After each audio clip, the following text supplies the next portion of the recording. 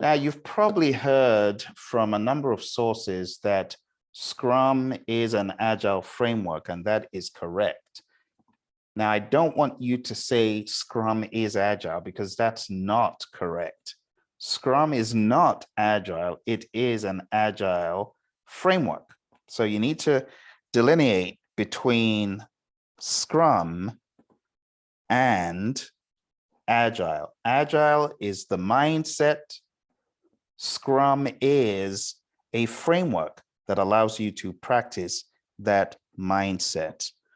All right, now before we get into the details of Scrum, let me just give you a quick reminder if you haven't already heard of the Agile Manifesto, because when I say it's a mindset, the Agile Manifesto was put together by 17 awesome individuals who were tired of doing things the same old way and wanted to improve.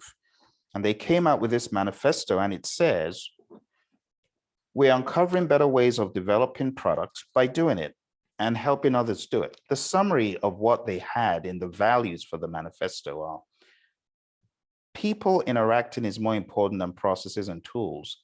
Having a working product is valued over having comprehensive documentation.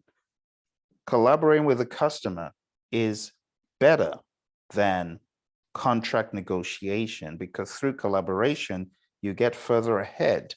Negotiation typically looks out for oneself, except your mindset is in the collaborative space. So think collaboratively, right? Respond to change over sticking rigidly to a plan. Remember in the image I showed you where we zigzag before we get to where we're going. And we're not saying there's no value in the items on the right. It's just that we value the items on the left more. The other thing in the manifesto is understanding the principles. The principles are also out there. At a high level, think customer. Be obsessed with your customer. Welcome change and requirement from the customer, even late in development, because it will harness that change for the customer's competitive advantage when it's done the right way. Deliver working product frequently, engage the customer, delight the customer, and delight them frequently, because we're doing things in short iterations. So we need to have the customer's attention. Work together daily with people in the business. You're working to collaborate. Build projects around a motivated team. Give them an environment and support that they need. Don't micromanage the team. Remember, the most effective method of conveying information to and within a development team is face-to-face conversation. So turn on the camera, engage as a team. Working product is a primary measure of progress. The customer doesn't really care if you're 99.999% done. The question is, are you done with my deliverable? That's what they're looking for. Agile processes should promote sustainable development. So we don't want to kill the team with overtime. We want to commit to doing things that we truly know are feasible, not beating people over the head and a carrot and sticks approach, shoving them into overtime. No, we want to maintain a constant pace. It didn't say fast pace, but a constant pace indefinitely. Number 9, continuous attention to technical excellence and good design enhances your agility. It's smart to do things that way. Number 10, it's smart to keep it simple. KISS, keep it simple, sir. Keep it simple, students. Why do you want to do all this work that is busy work, that's not giving you any value, that's just red tape? Don't do that. The best architectures, requirements, and designs emerge from teams that are self-organized. At regular intervals, have a retrospective, sit back, look at what went well, what didn't go so well, and decide to improve and go for it. Improve right now, improve in the next sprint by doing what you've discovered. Sometimes you can actually make those mental adjustments right there as a team. Now, someone says, why Agile? Well, bear in mind that a survey from PMI showed that of organizations out there, roughly 70% of them are using some form of Agile, full 71% of organizations.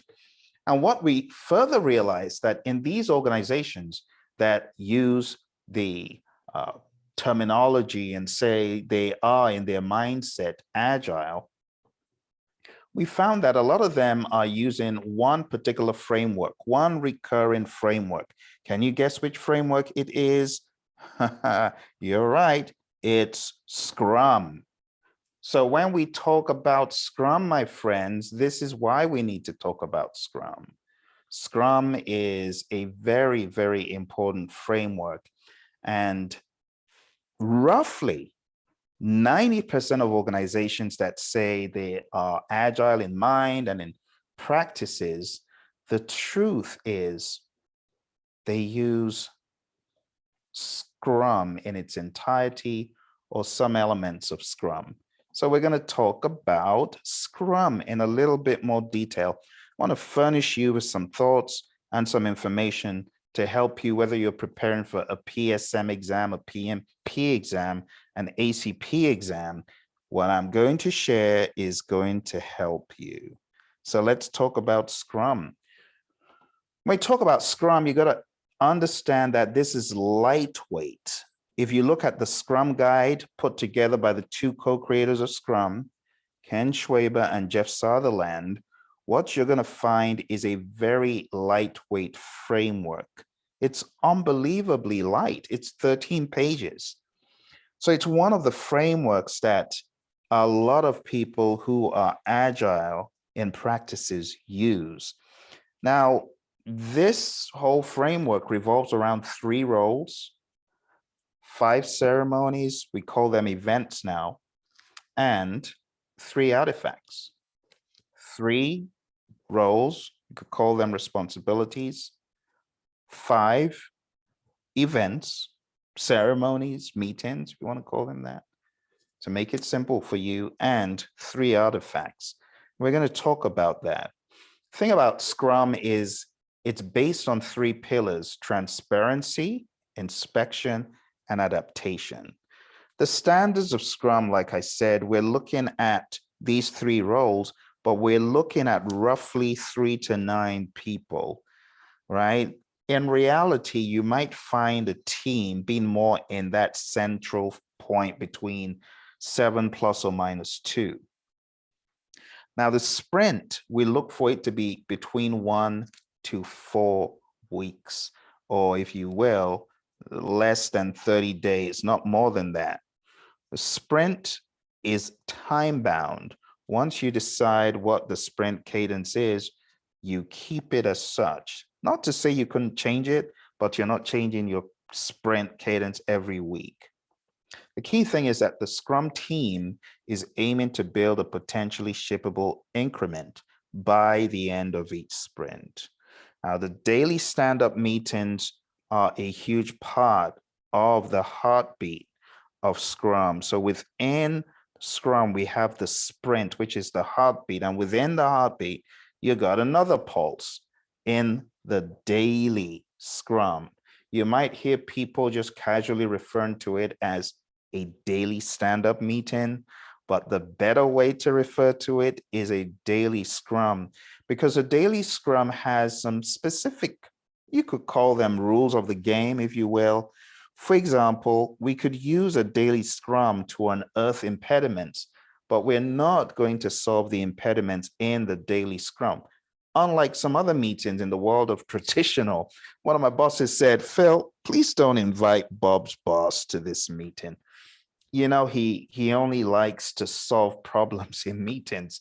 I'm glad Bob didn't hear that, because he has a very, very low or no filter. You know, that could come out and his boss would not be very happy. But let's talk about how this thing works. Let's take a look and I'll break it down for you. So taking a look at the figure on the screen, you can see we have the 3 roles: product owner, Scrum Master, and team, 5 ceremonies with an optional one. The 5 main ceremonies are the sprint itself, sprint planning, where we plan what to do in the sprint, daily Scrum. And I told you this is typically it's a 15-minute meeting. Doesn't have to be standing up.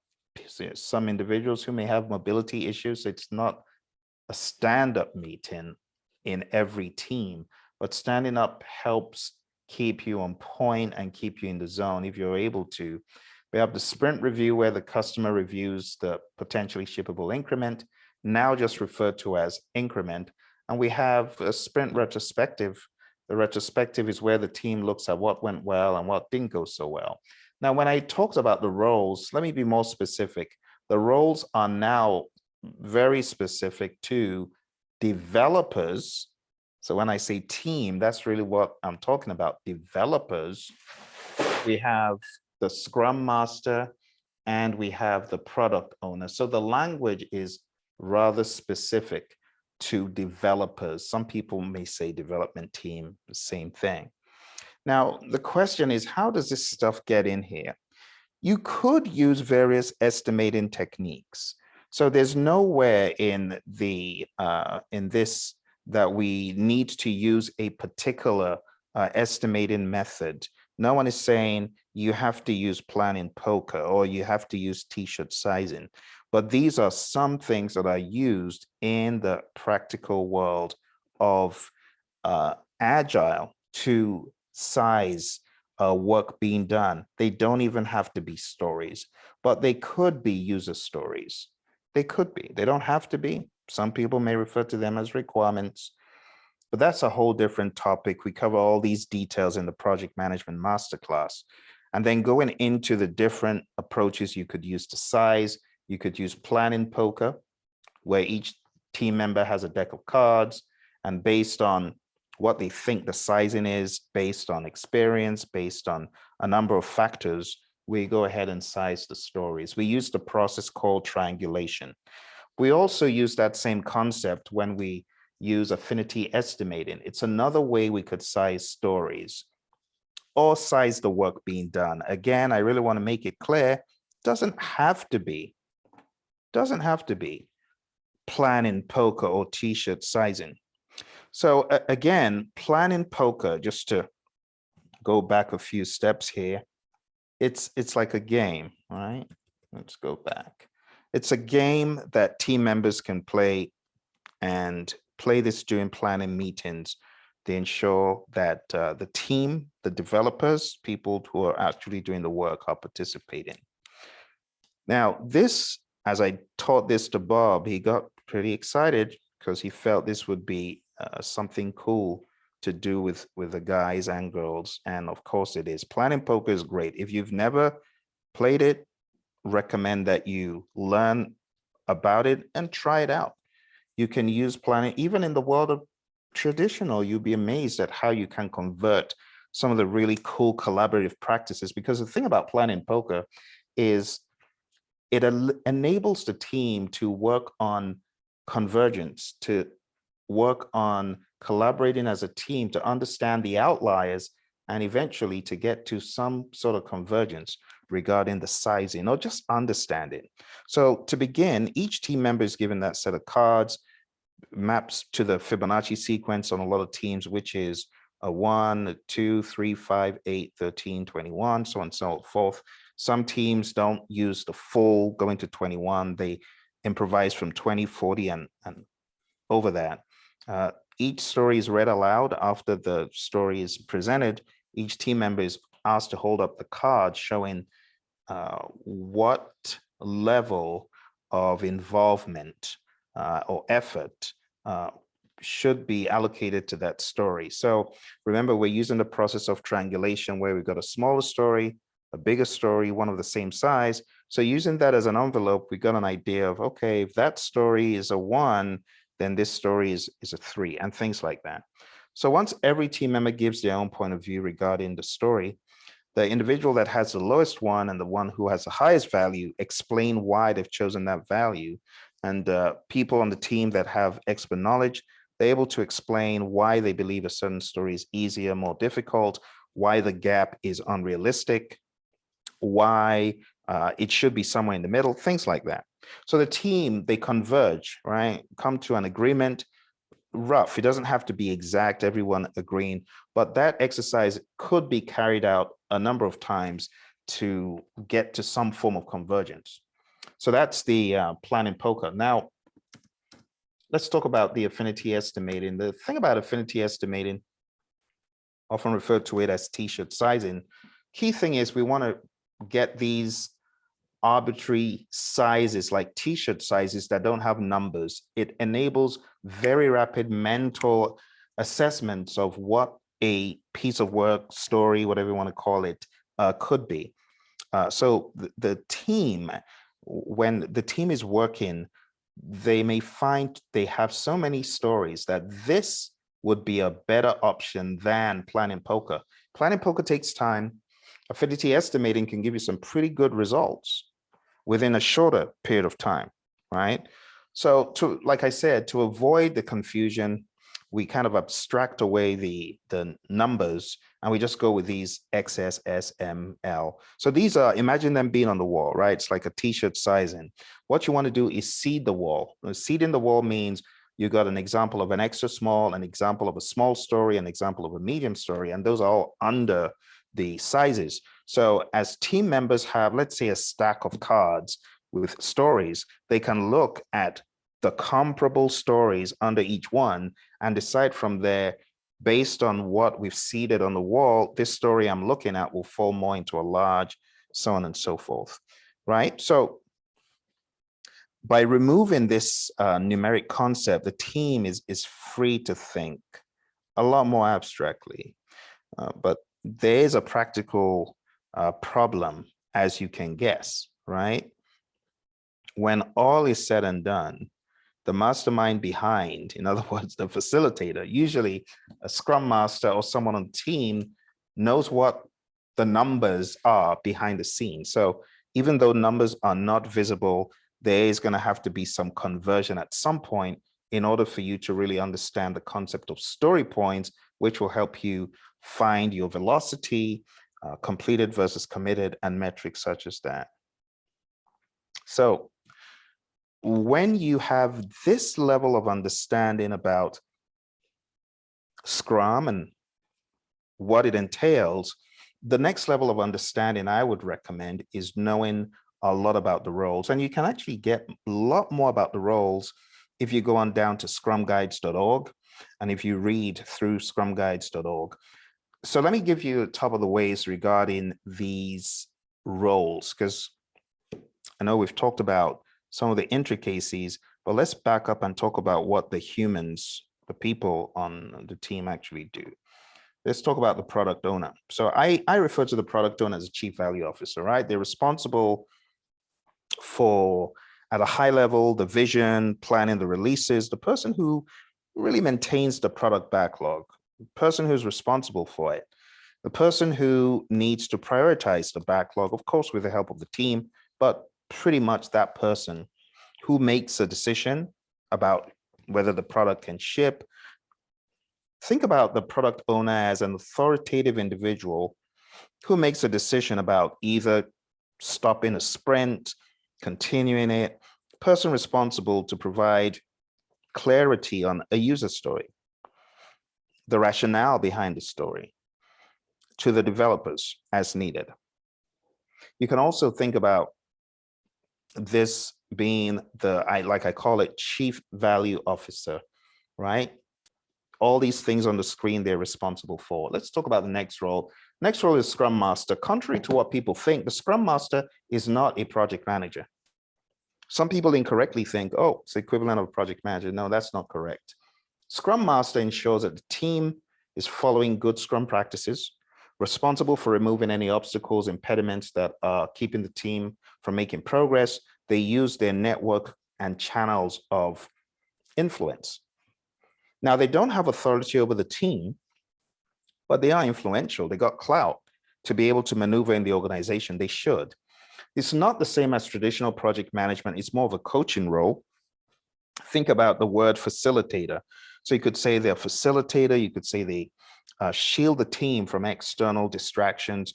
They create a positive environment for the team, positive mental attitude. They do enforce things such as cadence, time boxing.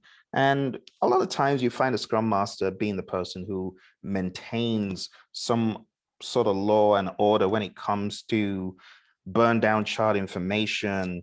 Maybe they're in charge of a burn up chart or burn down chart in a tool such as a Jira or a version 1 or a Rally or something like that. And think about them as people who could, on request, facilitate certain meetings. They don't have to, but they could be asked to.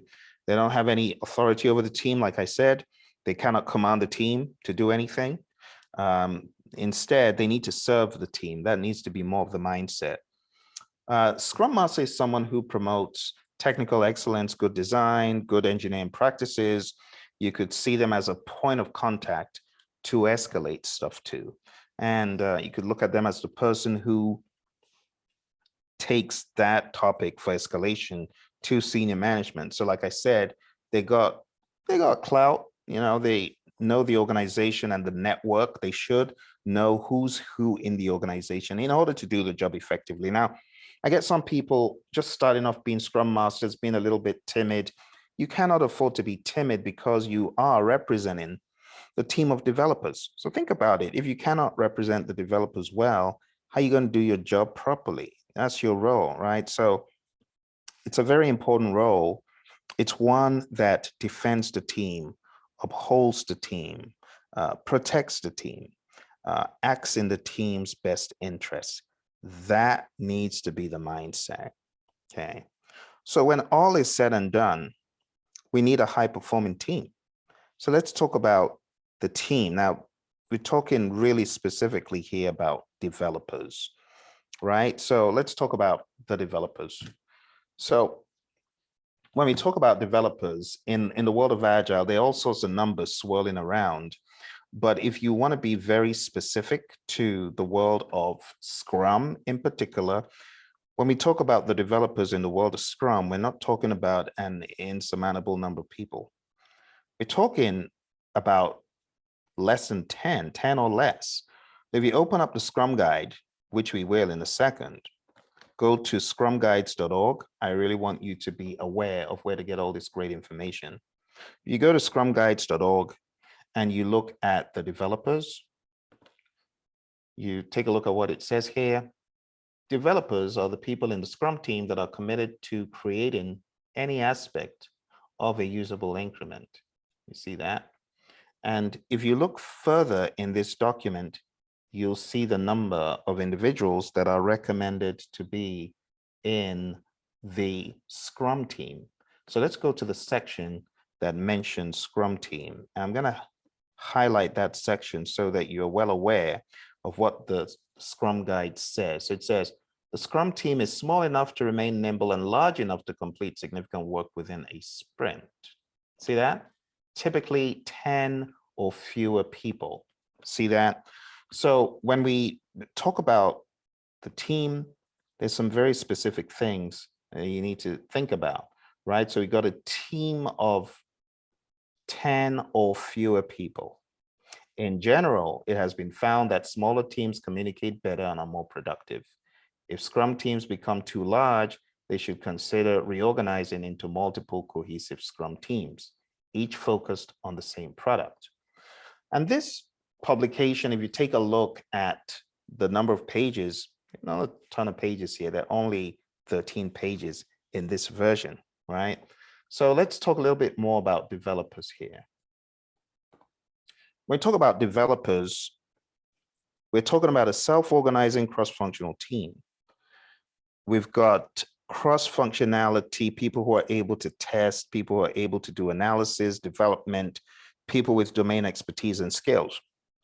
Now, going back to the story of our friend who I told you about, Bob finds this being quite helpful because on some traditional projects, you have teams of hundreds and the communication becomes laborious. And you ask the question, do we really need to be that large? If we need to be that large, let's have some better guardrails in place so that communication can be more streamlined, right? So doing things with this fashion of having teams of people working in a coordinated fashion on certain sub-deliverables or subcomponents is great. In fact, this is a whole different topic about how you can scale Scrum. And it's highly recommended that you read the Nexus Guide. In fact, look for my video on the Nexus Guide, where I explain how you could scale Scrum if you need to. And that's why I highly recommend that approach, prefer that approach to many of the other methods and frameworks out there. Highly recommend taking a look at Nexus Guide. But anyway, that's for a different day. So the development team self-manage the task. They should resolve any issues that they have among the team, right? The Scrum Master should be involved if it has gone out of control of the team. If it is affecting work, then the Scrum Master needs to step in. Actually, before that happens, you actually want a mindset of, we've hired adults, you can solve problems yourself. We've hired adults and we've given them the opportunity to be autonomous and to have their own ground rules. So a well-functioning team in the world of Scrum, they got ground rules. They got the social contract or team contract, and they know how to solve problems within the team itself. Team works with the product owner in reprioritizing items in the product backlog, and they are responsible to get the work done for the sprint. And they're working, like I said, with the product owner. So they create a plan for the sprint. They instill quality by adhering to a definition of done, which is in a social contract. They adapt their plan each day towards a sprint goal, and they hold each other accountable as professionals. And that was just a very, very high level introduction into this world of Scrum. There's a lot more that we could talk about, a lot more we could go into, but I think to learn more, it would be good if you look for videos on this channel. Definitely hit the subscribe button and the bell icon so that you can be notified when certain videos become available. There's a video on this channel where I break down Scrum in about 3 minutes or so. I would say look out for that video where I explain the ins and outs of Scrum very quick. You could benefit from that. All right. And going back to our story about Bob, well, the cool thing about this company is they are now very, very much into this way of thinking. They are doing a great job in beginning to teach people in an organic fashion more about Agile, right? They're taking little steps, baby steps. You could think about what we're doing in this firm as hybridizing a little bit and trying to weave in a little bit more Agile as we go, all right?